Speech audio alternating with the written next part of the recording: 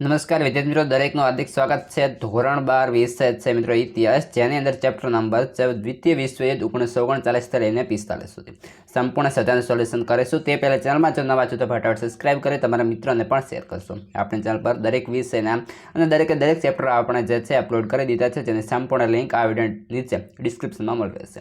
તેથી તમે દરેક જોઈ શકશો અને ત્યાં વોટ્સએપ ટેલિગ્રામની લિંક આપેલી છે, એ પણ જોઈન કરી લેશો. અથવા તો આપણે ચેનલના પ્લેલિસ્ટમાં જઈ દરેક સૌથી સોલ્યુશન મળી રહેશે. મિત્રો જોઈએ પ્રશ્ન 1. નીચેના પ્રશ્નોના વિસ્તૃત જવાબ આપો. મિત્રો સંપૂર્ણ સાચું સમજૂતી સાથે સારી રીતે તમને સોલ્યુશન કરાવીશું.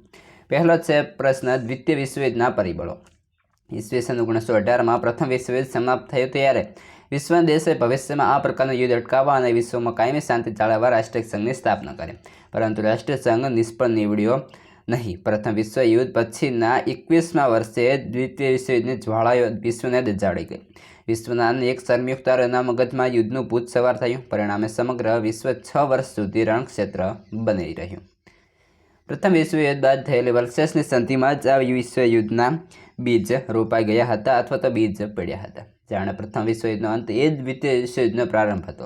ઈસવીસન 1939ને 1 સપ્ટેમ્બરના દિવસે હિટલરની નાઝી સેનાએ પોલેન્ડ ઉપર આક્રમણ કર્યું અને તે સાથે દ્વિતીય વિશ્વયુદ્ધનો પ્રારંભ થયો. દ્વિતીય વિશ્વયુદ્ધ તરફ દોરી જનારા પરિબળો નીચે મુજબ છે. આક્રમક અને સંકુચિત રાષ્ટ્રવાદ તથા ઉગ્ર લશ્કરવાદ. મિત્રો આ જે છે મુદ્દો છે, તમે બ્લેકબોર્ડ પરથી હાઇલાઇટ કરી શકો છો. પ્રથમ વિશ્વયુદ્ધને અંતે જર્મની, ઇટલી અને જાપાનમાં અતિ આક્રમણ, સંકુચિત રાષ્ટ્રવાદ તથા ઉગ્ર લશ્કરવાદી મનોવૃત્તિ પ્રબળ બની હતી. દરેક રાષ્ટ્ર પોતાને વિશ્વનું શ્રેષ્ઠ રાષ્ટ્ર સમજતું હતું અને અન્ય રાષ્ટ્રોને નિમ્ન કક્ષાનું ગણતું હતું. જર્મનીનો શર્મયુક્ત એડોલ્ફ હિટલર જર્મન પ્રજાને એકમાત્ર શુદ્ધ અને આર્ય જાતીય પ્રજા ગણતો હતો. જ્યાં મર્ન ત્યાં તે જર્મનીનો સિદ્ધાંત આગળ ધરીને તેણે ઓસ્ટ્રિયા તેમજ ચેકોસ્લોવેકિયાનો સુડેનલેન્ડનો પ્રદેશ જર્મનીમાં ભેળવી દીધો હતો. ઇટલીનો સરમુખત્યાર બેનિટો મુસોલિની ઉગ્ર અને સંકુચિત રાષ્ટ્રવાદી મનસ્થિતિ ધરાવતો હતો.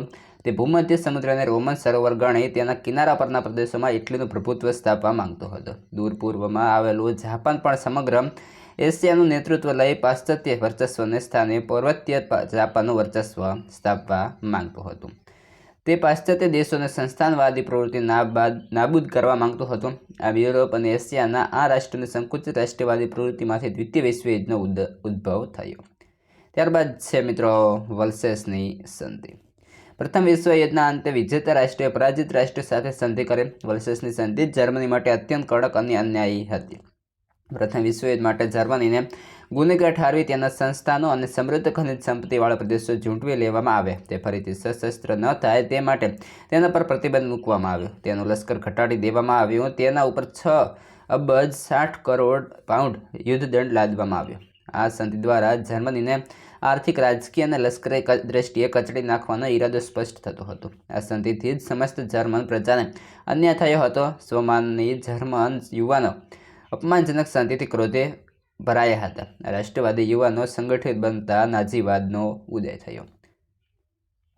પ્રથમ વિશ્વયુદ્ધમાં ઇટલી ઇંગ્લેન્ડના મિત્ર રાજ્યોના પક્ષ જોડાયેલો હતો. યુદ્ધોત્તર સંધિ અનુસાર ઇંગ્લેન્ડ અને ફ્રાન્સને સૌથી વધારે લાભ મળે. આ યુદ્ધથી ઇટલીને ભૂમધ્ય સમુદ્ર પર વર્ચસ્વ સ્થાપવાની તકો મળશે તેવી આશા હતી, પણ તે સફળ થઈ શકી નહીં. પરિણામે ઇટલીના સૈનિકો અને પ્રજામાં ભારે અસંતોષ ફેલાયો. ઇટલીની લોકશાહી સરકારે આ અન્યાય સામે કોઈ પગલાં ભર્યા નહીં. આથી પ્રજા અને સૈનિકોએ ફાસીવાદને ટેકો આપ્યો. જાપાન જેવા મિત્ર રાષ્ટ્રોએ આ સંધિથી બ્રિટન અને ફ્રાન્સને સરખામણીએ ઓછો લાભ મળ્યો હતો. આથી ઇટલી અને જાપાન જેવા દેશોને પણ વર્સેસની સંધિ અન્યાય લાગી હતી. પરિણામે યુદ્ધ પછીના વર્ષોમાં આ રાષ્ટ્રો વિસ્તાર ભૂખ્યા રહ્યા હતા. આ વર્સેસની સંધિ દ્વિતીય વિશ્વયુદ્ધ માટેનું પાયાનું પરિબળ બની હતી. ત્યારબાદ આગળ છે રાષ્ટ્રસંઘની અવહેલના. બંધારણની ગતિઓ, સભ્ય રાષ્ટ્રની સ્વાર્થી નીતિઓ અને અમેરિકાનો આરામથી જ સહકાર હોવાના કારણે રાષ્ટ્રસંઘ નિર્બળ રહ્યો હતો. એની પાસે પોતાનું લશ્કર ન હતું. પરિણામે આક્રમણખોર રાષ્ટ્રોએ રાષ્ટ્રસંઘની ઉપેક્ષા કરી અને તેઓ વધુ આક્રમક બન્યા. આથી યુદ્ધ અનિવાર્ય બન્યું. ત્યારબાદ છે જૂથબંધીઓની રચના. પ્રથમ વિશ્વયુદ્ધના અંતે રાષ્ટ્રસંઘે વિશ્વ શાંતિ જાળવવા અનેક પ્રયત્નો કર્યા, પરંતુ શાંતિ જોખમાં એવા પ્રસંગો બનતા જ રહ્યા. આથી યુરોપના રાષ્ટ્રો ભય અને શંકાને કારણે જૂથબંધીઓ તરફ વળ્યા. ફ્રાન્સે પોતાના સંરક્ષણને મજબૂત બનાવવા જર્મનીની આસપાસના રાજ્યો સાથે શાંતિ, સલામતી અને પરસ્પરવાદ મદદ કરાર કર્યા. આથી ઇટલી, જર્મની અને જાપાને રોમ, બર્લિન, ટોક્યો ધરી તરીકે ઓળખાયેલા જૂથ રચ્યું. આ નવા જૂથ સામે ફ્રાન્સ અને ઇંગ્લેન્ડના લોકશાહી રાષ્ટ્રોનું જૂથ રચાયું. આ નવી જૂથબંધીએ દ્વિતીય વિશ્વયુદ્ધને વધુ નજીક લાવી દીધું. ત્યારબાદ છે શસ્ત્રીકરણની ખેલ છે. રાષ્ટ્રસંઘ વિશ્વ શાંતિ જાળવવા પ્રયત્ન કરતો હોવા છતાં યુરોપના રાષ્ટ્રોએ પરસ્પર અવિશ્વાસ, અશાંતિ અને ભય રાખતા હતા. આ સ્થિતિએ તેમને શસ્ત્ર સજ્જતા તરફ દોર્યા હતા. હિટલર અને મુસોલિની જેવા સંયુક્તરો યુદ્ધને અનિવાર્ય ગણતા હોવાથી શસ્ત્રીકરણ અનિવાર્ય બન્યું. Germany, Italy, England, France, America અને જાપાને શસ્ત્રીકરણ પાછળ અઢળક ખર્ચો કર્યો હતો. શસ્ત્રીકરણની આંધળી દોડ જગતને દ્વિતીય વિશ્વયુદ્ધ તરફ દોરી ગઈ. ત્યારબાદ છે સામ્રાજ્યવાદી મનોવૃત્તિ. પ્રથમ વિશ્વયુદ્ધ પછીની વર્સેસની સંધિના કારણે યુરોપના રાષ્ટ્રોની પ્રાદેશિક વ્યવસ્થાને અસર થઈ હતી. જર્મનીના સમૃદ્ધ ખનિજો ધરાવતા પ્રદેશો ફ્રાન્સિસને આપવા પડ્યા હતા. ઇટલીને વર્સેસની સંધિમાંથી પ્રાદેશિક લાભ મળ્યો ન હતો. આથી મોટાભાગના રાષ્ટ્રોમાં પ્રાદેશિક અછત અને અસંતોષની સ્થિતિ પ્રવર્તી હતી. હિટલરે જર્મન ભાષા બોલતા રાજ્યો પર પોતાનું પ્રભુત્વ સ્થાપિત કરી સામ્રાજ્યનો વિસ્તાર કર્યો હતો.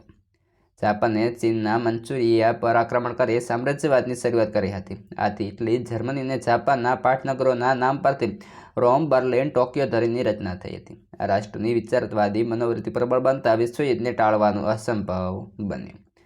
ત્યારબાદ છે વૈશ્વિક મહામંદી. ઈસવીસન 1929થી 32 વૈશ્વિક મહામંદીને દ્વિતીય વિશ્વયુદ્ધ માટે મહદઅંશે જવાબદાર ગણવામાં આવે છે.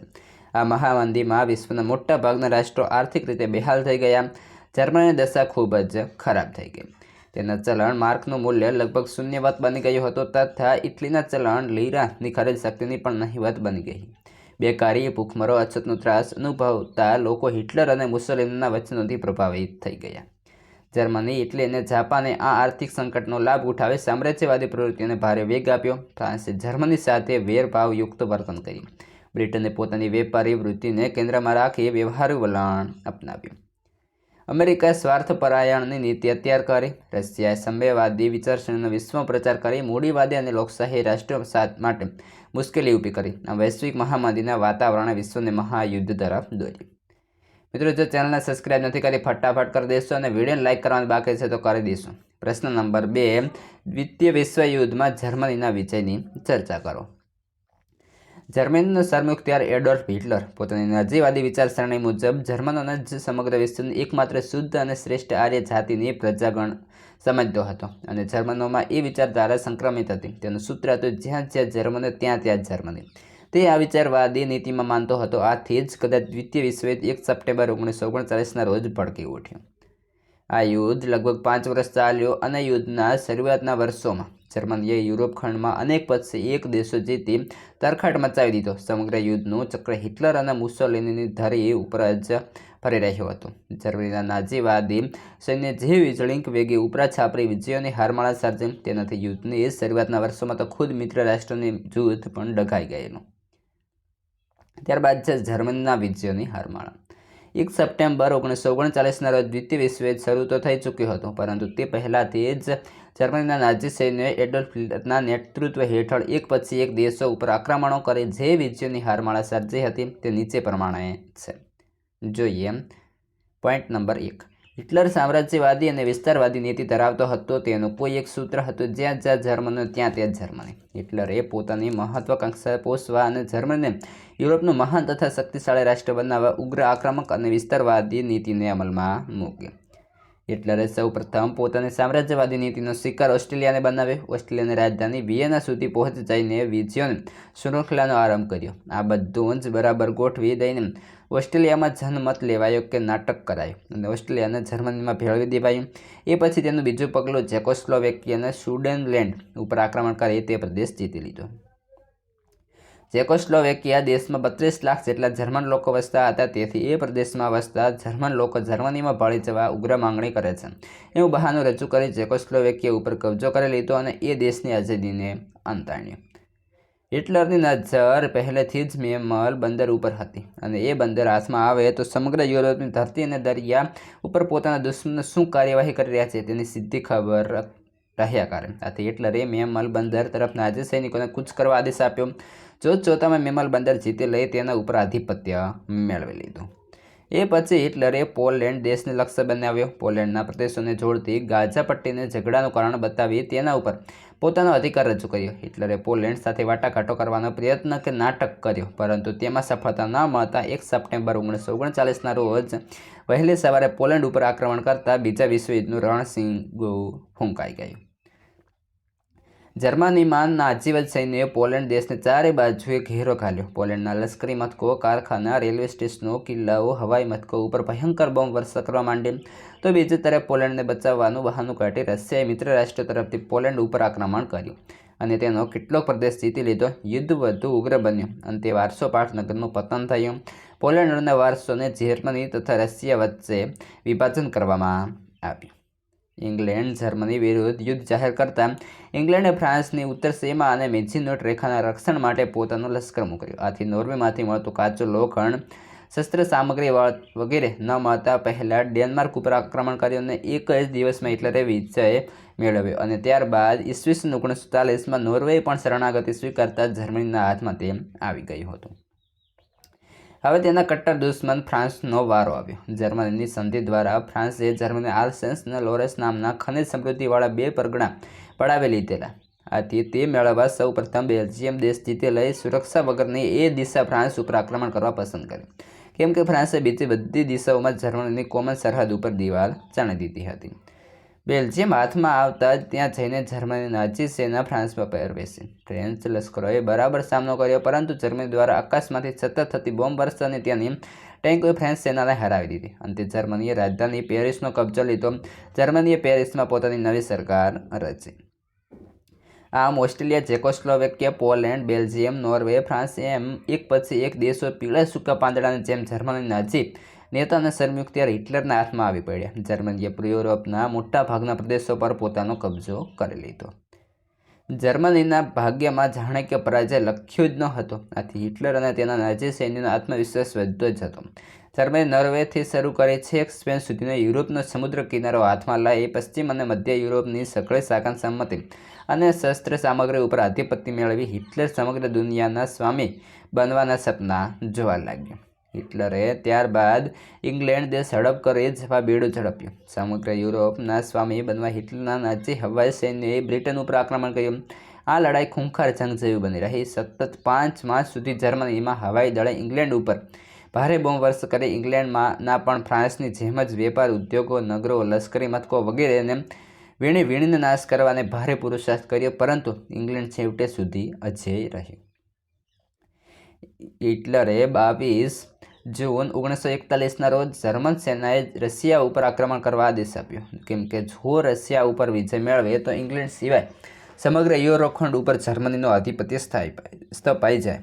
જર્મન લશ્કરોએ રશિયાના કેટલાક ભાગો ઉપર વિજયો મેળવ્યા અને રાજધાની મોસ્કો તરફ આગળ વધ્યા, પરંતુ ટૂંક જ સમયમાં કુદરતી આપત્તિઓના પરિણામે ઘણા જર્મન સૈનિકો ઉપર સરહદે અતિશય ઠંડીના કારણે મૃત્યુ પામ્યા. બીજી તરફ રશિયન લશ્કરોએ ઠેર ઠેર જર્મન સૈન્યને હાર આપતા જર્મન સૈન્યએ ઈસવીસન 1942માં પીછેહઠ કરવી પડે.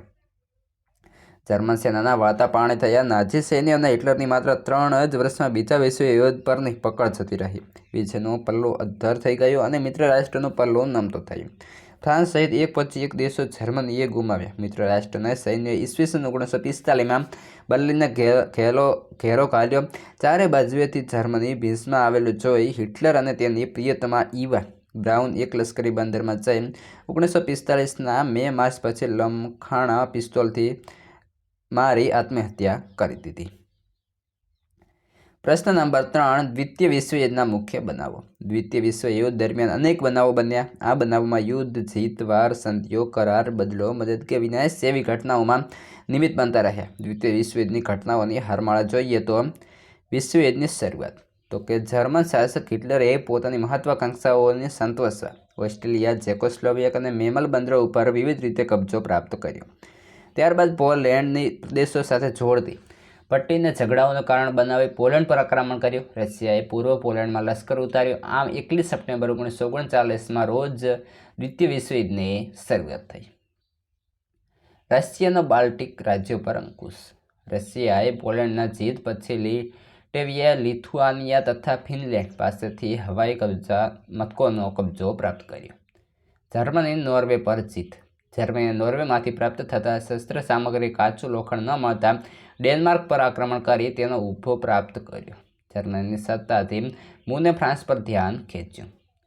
ફ્રાન્સની બેલ્જિયમ તરફની અસુરક્ષિત સરહદ પર આક્રમણ કરી જર્મન સેનાએ ફ્રાન્સમાં પ્રવેશ કર્યો. બોમ્બ વર્ષા અને જર્મન ટેન્કોએ ફ્રેન્ચ સેનાને હરાવી ફ્રાન્સ પર પોતાનો કબજો કર્યો. ઇંગ્લેન્ડની અડગતા.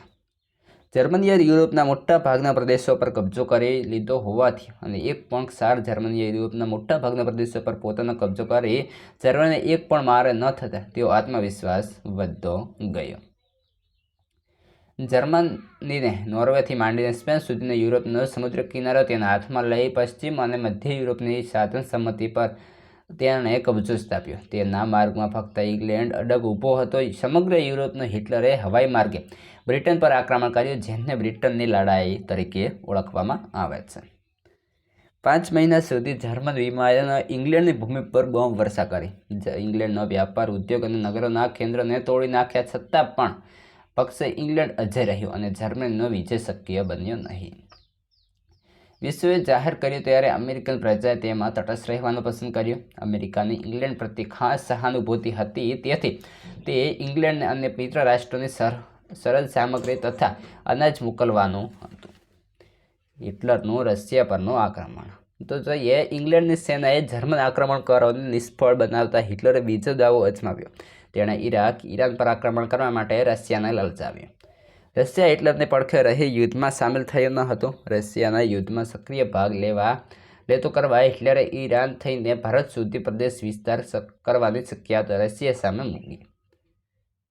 રશિયાએ તે સ્વીકાર્યું નહીં અને હિટલર અને રશિયાની વચ્ચે ખટરાગ ઊભો થયો. હવે જર્મનીને રશિયા પર કબજો જમાવવાની ઈચ્છા જાગી. તેથી સમગ્ર યુરોપ પર સ્વામિત્વ પ્રાપ્ત થઈ શકશે તેવું વિચારી જર્મનીએ રશિયા પર આક્રમણ કર્યું. જર્મન સેનાઓ રશિયન સેનાથી હારતા જર્મનીની પીછેહટ થતી ગઈ. જાપાન મહત્વાકાંક્ષી રાજ્ય હતું. જાપાને આ યુદ્ધનો લાભ લઈને રશિયાના અન્ય એક પેસિફિક મહાસાગર વિસ્તારના કેટલાક પ્રદેશો કબજે કર્યા હતા. જાપાનને યુદ્ધમાં આગળ વધવા માટે અમેરિકા એક જ નડતો હતો. આથી તેણે અમેરિકાના નૌકા મથક અને હવાઈ ટાપુ પર્લ હાર્બર પર બોમ્બ મારો કર્યો. 7 ડિસેમ્બર 1941, જેમાં અમેરિકાના 2000 કરતાં પણ વધારે અફસરો તથા સૈનિકો અનેક નાના મોટા યુદ્ધ જહાજો નાશ પામ્યા. આથી અમેરિકાએ જાપાન સામે યુદ્ધ જાહેર કર્યું. ઇંગ્લેન્ડ, નેધરલેન્ડ, ઓસ્ટ્રેલિયા, ન્યૂઝીલેન્ડ, કેનેડાએ પણ જાપાન સામે યુદ્ધ જાહેર કર્યું. સામે પક્ષે જાપાનમાં મિત્ર જર્મની, ઇટાલી અને રોમાનિયા વગેરે અમેરિકા સામે યુદ્ધ જાહેર કર્યું. બીજો તબક્કો અને મિત્ર રાષ્ટ્રોના વિજયની શરૂઆત. અમેરિકા યુદ્ધમાં દાખલ થઈ મિત્ર રાષ્ટ્રની તરફેણમાં યુદ્ધ જાહેર કરી શસ્ત્રોમાં ઝડપી ઉત્પાદન શરૂ કર્યું. મિત્ર રાષ્ટ્રને અમેરિકાની મદદ મળતા ઉત્તર આફ્રિકામાં વિજય પ્રાપ્ત થયો. જર્મની અને ઇટાલીની સેનાને હટાવીને ઇજિપ્તમાંથી હાંકી કાઢી. મિત્ર રાષ્ટ્રની આ સેનાએ સિસિલી પણ કબજે કર્યું. 1943માં ઇટાલીની શરણાગતિ અને મુસોલિનીનું પતન. મિત્ર રાજ્યોની સેના ઇટાલીમાં ઉતરી. 1943માં ઇટાલીની સરકારે તેની સામે શરણાગતિ સ્વીકારી અને મિત્ર સેનાએ ઇટાલી પરનો તેમનો સંપૂર્ણ વિજય થયો. રશિયામાં જર્મનીનો પરાજય. જર્મની એક જ રશિયન મોરચે થઈ. મિત્ર રાષ્ટ્રોના બોમ્બર વિમાનો જર્મની પર સતત બોમ્બવારો ચલાવી રહ્યા હતા. જર્મનો હવે રશિયામાં હારી રહ્યા હતા. રશિયન સેનાએ જર્મન સેનાને હરાવી. ફેબ્રુઆરી 1943 અને રશિયન સેના પોલેન્ડ પહોંચી. રશિયન સેના પોલેન્ડ પહોંચે તે પૂર્વે જ પોલેન્ડવાસીઓ જર્મનીની ઘૂંસરી ફગાવી દીધી. જર્મની પર મિત્ર સેનાનું આક્રમણ અને હિટલરનો પરાજય. જર્મન આધિપત્યમાંથી ફ્રાન્સને મુક્ત કર્યા પછી મિત્ર સેનાએ બેલ્જિયમ, લક્ઝમબર્ગ અને હોલેન્ડમાંથી જર્મન સેનાને હાંકી કાઢી. મિત્ર સેનાઓ જર્મનીની સીમાઓ પહોંચી ત્યાં ચારે બાજુથી બર્લિનને ઘેરીને તેણે કબજે કર્યો.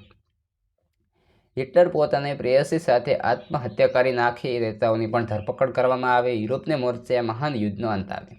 8 મે 1945ની અંદર પૂર્વીય મોરચા તરફ મિત્ર સેનાએ પોતાનું ધ્યાન કેન્દ્રિત કર્યું. ભારતની સરહદ પરના મણિપુર, કોહિમ, ઇમ્ફાલ અને એગ્નિ એશિયાના દેશો, ફિલિપાઇન્સ, બર્મા, ઇન્ડોનેશિયા વગેરે મિત્ર રાષ્ટ્રોની સેનાઓએ જાપાન પાસેથી કબજો કર્યો. મિત્ર રાષ્ટ્રોએ યુદ્ધ બંધ કરવા છેલ્લી અપીલ કરે. જાપાને અપીલનો કોઈ જવાબ ન આપ્યો. મિત્ર રાષ્ટ્રની આખરી પગલું ભર્યું અને જાપાનના નગર હિરોશીમા પર અમેરિકન વિમાને અણુબોમ્બ ફેંક્યો. આ બોમ્બથી લગભગ 75,000 લોકો મૃત્યુ પામ્યા. લાખો માણસો રોગનો ભોગ બન્યા. જાપાની સરકારે ફરી શરણે આવવાની અપીલ કરી છતાં જાપાની સરકારે નમી નહીં. તેથી બીજો અણુબોમ્બ જાપાનના નાગાસાકી શહેરમાં ફેંકવામાં આવ્યો. નાગાસાકી શહેરનો પૂર્ણત નાશ થયો. 50,000 માણસો તત્કાળ મૃત્યુ પામ્યા છે. તેથી જાપાની સરકારે શરણાગતિ સ્વીકારી 15 ઓગસ્ટ 1945ની અંદર. આમ દ્વિતીય વિશ્વયુદ્ધનો કરુણ અંત આવ્યો.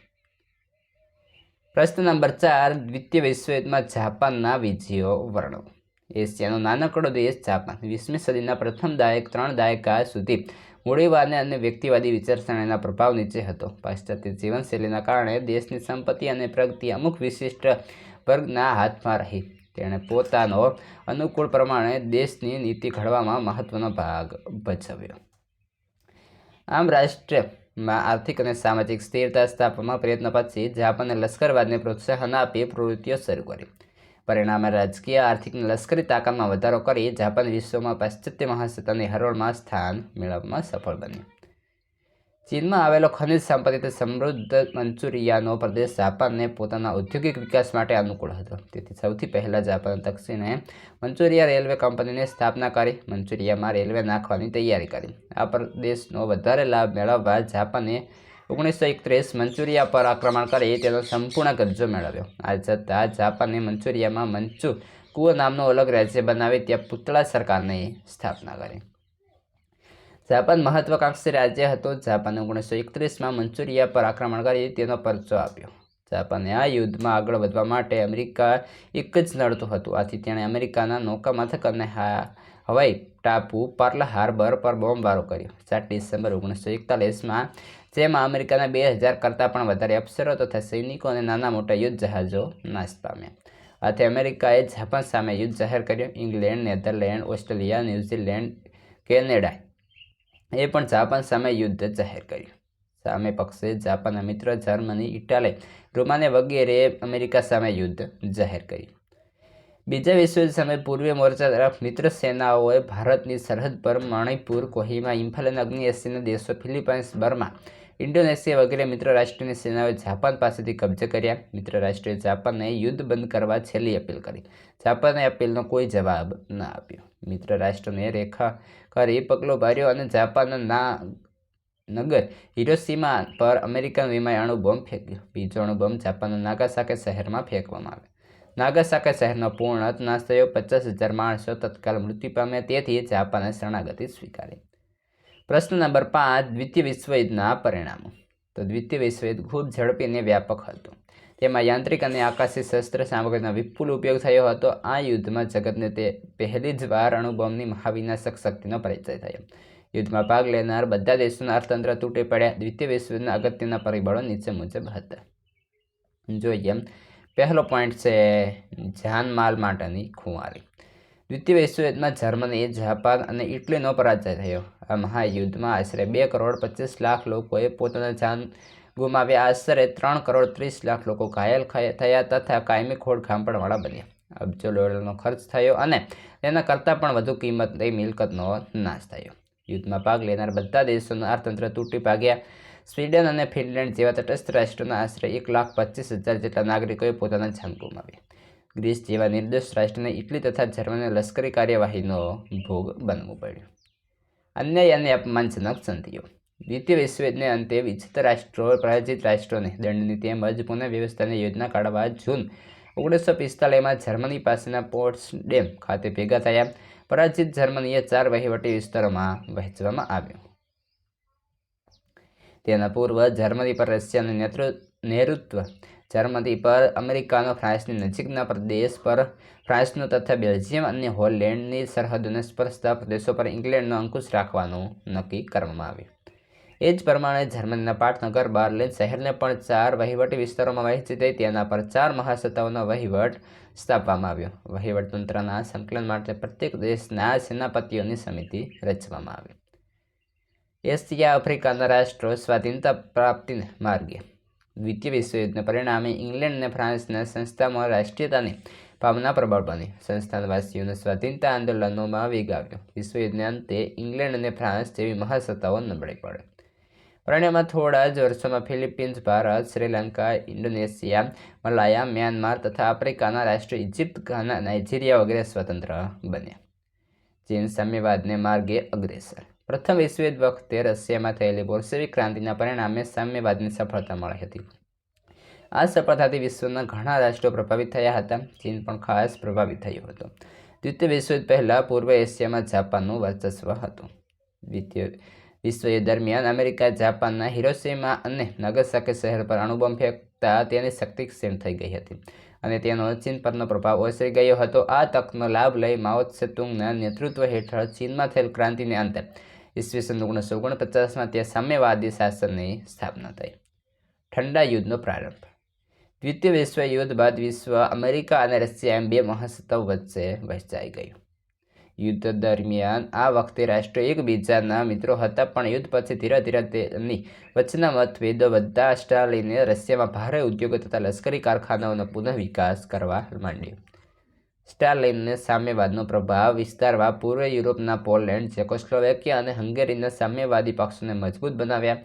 આથી ત્યાં સામ્યવાદી સરકારોની રચના થઈ. અન્યત્ર પણ સામ્યવાદનો પ્રભાવ વધારવા રશિયાએ પ્રયત્નો કર્યા. બીજી બાજુ લોકશાહી વિચારધારા ધરાવતા અમેરિકાએ સામ્યવાદનો વિસ્તાર અટકાવવા માટે પછાત લોકશાહી રાષ્ટ્રોને આર્થિક મદદ કરવા માંડી. આમ લોકશાહી દેશ અમેરિકા અને સામ્યવાદી દેશ રશિયા પરસ્પર વિરોધી જૂથમાં વહેંચાઈ ગયા. આ પરિસ્થિતિમાં બંને રાષ્ટ્રો વચ્ચે ઠંડા યુદ્ધની સ્થિતિનું નિર્માણ થયું. ત્યારબાદ મિત્રો પ્રશ્ન નંબર 2 તેની અંદર છે આપેલા પ્રશ્નોના જે છે ટૂંકમાં ઉત્તર લખવાના છે. પહેલો પ્રશ્ન છે જર્મન સેના એટલે કે લશ્કરનું નામ જણાવો. જર્મન સેનાનું નામ હતું નાઝી. તેમના પોશાકનો રંગ ભૂરા રંગનો હતો અને ખમીસના ખભા ઉપર લાલ રંગની પટ્ટી ઉપર ઊંધા સ્વસ્તિકનું ચિહ્ન હતું. પ્રશ્ન નંબર 2 અમેરિકાના કયા નૌકા મથક પર જાપાને બોમ્બ ફેંક્યો હતો. 7 ડિસેમ્બર 1941ના રોજ અમેરિકાના હવાઈ ટાપુના પર્લ હાર્બર પર રહેલા નૌકાદળ ઉપર જાપાને બોમ્બબારો કરી ભારે નુકસાન કર્યું હતું. પ્રશ્ન 3 હિટલર કયા પક્ષનો હતો. હિટલર નાઝી પક્ષનો હતો. આ પક્ષનું પૂરું નામ રાષ્ટ્રીય સમાજવાદી જર્મન કામદારો વર્કર્સ પક્ષ હતો. પ્રશ્ન 4 અમેરિકાએ જાપાનમાં કયા શહેરો પર અણુબોમ્બ ફેંક્યા હતા. અમેરિકાએ જાપાનના હિરોશિમા શહેર ઉપર 6મી ઓગસ્ટે અને 3 દિવસો 9મી ઓગસ્ટે નાગાસાકી શહેર ઉપર અણુબોમ્બ ઝીંક્યા હતા. પ્રશ્ન 5 સંયુક્ત રાષ્ટ્રના મુખ્ય મથકનું નામ. સંયુક્ત રાષ્ટ્ર યુનાઇટેડ નેશન્સનું મુખ્ય મથક અમેરિકાના ન્યૂયોર્ક શહેરમાં આવેલું છે. મિત્રો પ્રશ્ન નંબર 3 આપેલા વિકલ્પોમાંથી સાચો વિકલ્પ શોધી લખવાનો છે. જોઈએ પહેલો છે દ્વિતીય વિશ્વયુદ્ધનો પ્રારંભ વર્ષ 1939ની કઈ તારીખે થયો. 1 સપ્ટેમ્બર. ત્યારબાદ છે દ્વિતીય વિશ્વયુદ્ધમાં અમેરિકાએ ક્યારે પ્રવેશ કર્યો. 1941. ત્યારબાદ ત્રીજાની અંદર જોઈએ નાગાસાકી પર ક્યારે અણુબોમ્બ ફેંકવામાં આવ્યો. તો આવશે 9 ઓગસ્ટ 1945. વિશ્વ શાંતિ અર્થે એટલાન્ટિક ખતપત્ર ધરનાર ડી રૂઝવેલ્ટ કયા દેશના વતની હતા. તો આવશે અમેરિકા. સ્થાપના વખતે સંયુક્ત રાષ્ટ્ર યુએનમાં કેટલા રાષ્ટ્રો જોડાયેલા હતા. તો 51. મિત્રો આ હતું સંપૂર્ણ સોલ્યુશન. આગળના ચેપ્ટરનું સોલ્યુશન આ વિડીયો ડિસ્ક્રિપ્શનમાં આપેલા પ્લેલિસ્ટમાંથી મેળવી શકશો.